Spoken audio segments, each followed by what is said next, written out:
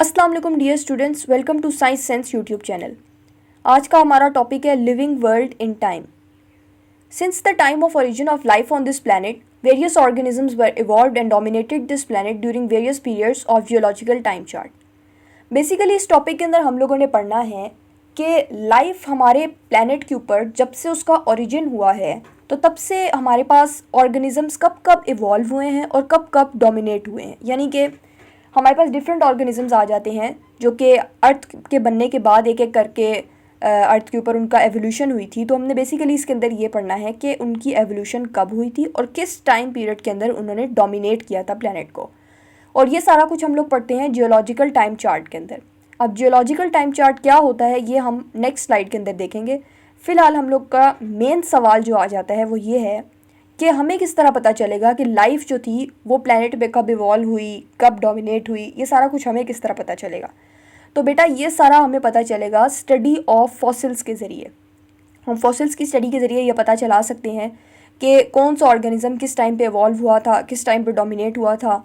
ये सारा कुछ कैसे हम स्टडी ऑफ फॉसिल्स के ज़रिए पता लगा सकते हैं ये मैं आपको नेक्स्ट आने वाली स्लाइड्स के अंदर बताऊँगी। फ़िलहाल के लिए हम लोग आगे चलते हैं। ये है हमारे पास जियोलॉजिकल टाइम चार्ट। ये आपकी बुक में भी ये वाली डायग्राम आपको नज़र आ जाएगी और इससे बिल्कुल भी घबराना नहीं है, ये बहुत आसान डायग्राम है और इंशाल्लाह आई ट्राई माई बेस्ट कि आपको ये समझ आ जाए।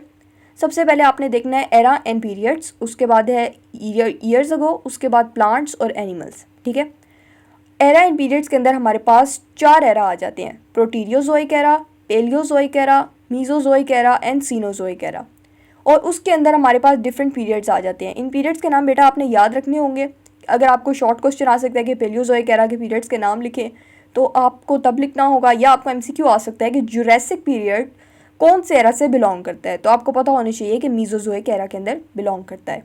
ठीक है, अब मैं आपको बताती हूँ कि इस टाइम चार्ट के अकॉर्डिंग आपने सीखना किस तरह होता है। देखिए यहाँ पे आपको नज़र आ रहा है कि फर्स्ट लिविंग ऑर्गेनिज्म जो था वो अबाउट 3000 मिलियन ईयर्स अगो अर्थ के ऊपर इवॉल्व हुआ। ठीक है, तो आपको इससे पता चलना चाहिए कि लाइफ का ओरिजिन है अर्थ के ऊपर वो हुआ है 3000 मिलियन साल पहले। फर्स्ट ऑर्गेनिज्म हमें उस टाइम पे उसका ट्रेस मिला था। उसके बाद यहाँ पे देखिए फंजाई एंड एल्गी, ये तकरीबन हमारे पास आ जाती है प्रोटीरोजोइक के अंदर ही आ जाती है हमारे पास। ठीक है, एल्गी जो है ना ये प्लांट्स के एंसेस्टर्स हैं। एंसेस्टर मतलब आबाओ अजदाद, जिनसे आगे से प्लांट्स इवॉल्व हुए थे मज़ीद। ठीक है, उसके अलावा आपको ये नज़र आ रहे हैं एम्फीबियंस, ये कौन से पीरियड के अंदर आए हैं, फिर रेप्टाइल्स, ये कौन से पीरियड के अंदर आए हैं, मैमल्स। ये सारा कुछ आपने देखना किस तरह होता है। आप अपनी आसानी के लिए बुक की जो आपकी फ़िगर है ना, आप एक स्केल लें और इसको इस तरीके से लाइन लगा लें। ठीक है, तो आपको पता चल जाएगा कि जो रेप्टाइल्स हैं वो हमारे पास आए हैं पर्मियन पीरियड के अंदर, जो कि पेलियोजोइक एरा था। तो हमें इस तरीके से पता चल जाएगा कि किस टाइम पे उनका एवोल्यूशन हुई थी। ठीक है, किस टाइम पे वो दुनिया में आए थे। अब आपको ये अलग अलग किस्म की शेप्स नज़र आ रही होंगी। इन शेप्स को बनाने का मकसद क्या है ये अब मैं आपको बताती हूँ।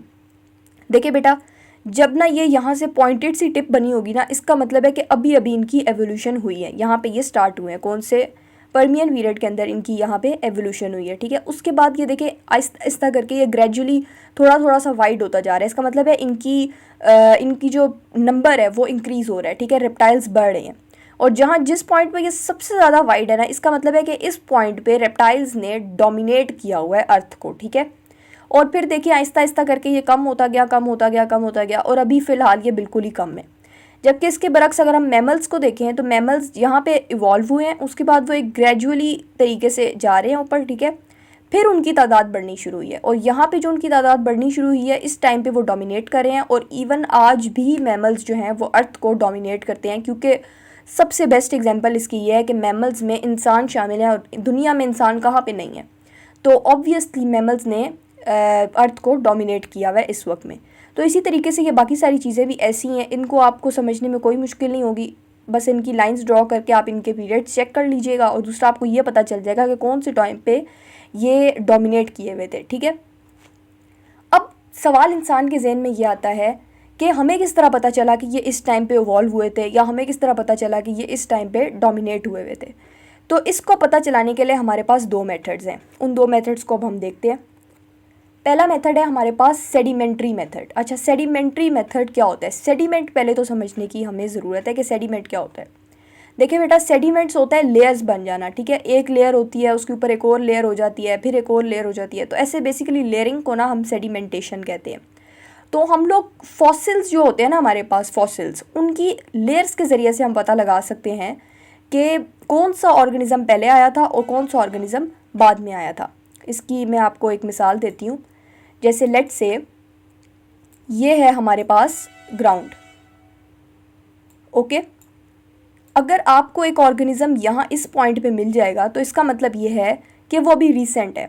अगर इसके बरक्स एक ऑर्गेनिज़म आपको यहाँ इस पॉइंट पे मिलेगा तो इसका मतलब है कि वो इस वाले से पुराना है।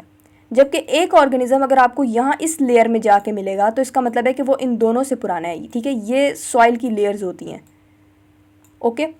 अब अगर फ़र्ज़ करें आपने यहाँ से ज़मीन को खोदना शुरू किया है, तो आपको अगर एक ऑर्गेनिज़म इसी पॉइंट पे मिल गया है तो इसका मतलब यही है ना कि वो रीसेंट है।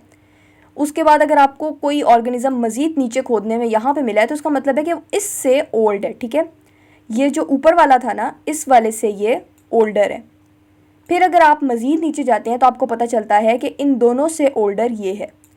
इसी सेम तरीके से हम लोग फॉसिल्स के ज़रिए सीख सकते हैं कि हमें जौन सी चीज़ का फॉसिल, जौन से ऑर्गेनिज़म का फॉसिल सबसे नीचे वाली लेयर के अंदर मिलेगा, वो होगा हमारे पास सबसे पहले इवॉल्व होने वाला ऑर्गेनिज़म। उसके ऊपर वाला उससे थोड़ा सा कम पुराना होगा, उससे ऊपर वाला उससे थोड़ा सा कम पुराना होगा, और इसी तरीके से ये लेयर्स चलती जाती हैं। एक दफ़ा रीड भी कर लेते हैं। As geological time passes and new layers of sediments are laid down, the older organism should be in deeper layers. बिल्कुल जिस तरह मैंने अभी आपको बताया कि जो ओल्डर लेयर्स होती हैं उनके अंदर ओल्डेस्ट ऑर्गेनिजम्स होते हैं, ठीक है। डीपर लेयर के अंदर जितनी डीप लेयर होगी उतना ही ओल्ड ऑर्गेनिज्म होगा, जितनी नई ऊपर वाली लेयर होगी उतना ही वो रीसेंट ऑर्गेनिज्म होगा। उसके बाद हमारे पास आ जाता है radio activity method.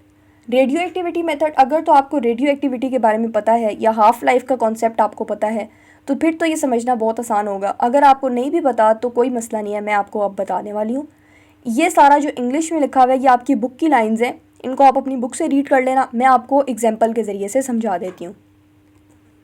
Radio activity method के अंदर बेटा एक चीज़ होती है हाफ लाइफ, ठीक है। हाफ लाइफ के ज़रिए से, 1 सेकेंड मैं पेन ऑन कर लूँ। अच्छा, रेडियो एक्टिविटी मेथड के अंदर एक चीज़ होती है हाफ लाइफ। अब हाफ लाइफ का क्या प्रोसीजर होता है, ठीक है। एक चीज़ अगर आपके पास 100% पे है तो हाफ लाइफ गुजरने के बाद वो हाफ हो जाएगी और वो 50 हो जाएगी, ठीक है। उसके बाद मज़ीद हाफ लाइफ गुजरने के बाद वो मज़ीद हाफ हो जाएगी और 25 हो जाएगी, और फिर से उसकी हाफ लाइफ गुजरेगी तो वो मज़ीद हाफ होके 12.5 रह जाएगी।